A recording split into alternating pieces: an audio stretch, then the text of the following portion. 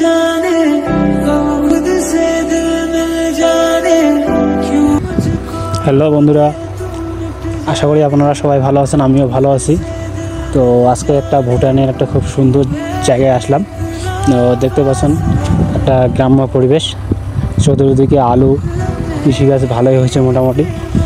তো ভুটানের আলুগুলো দেখতে থাকুন, খুব সুন্দর চেহারা, এত সুন্দর চেহারা আলু দেখার মতো।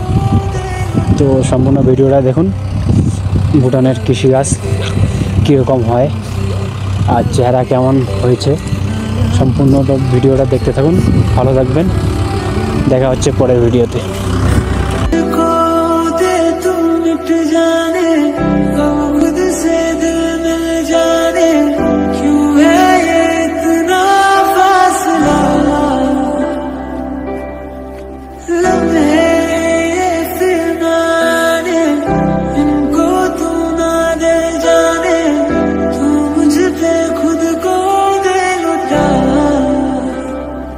दुआ भी लगे ना मुझे, तवा भी लगे ना मुझे, जब से दिल को मेरे तू लगा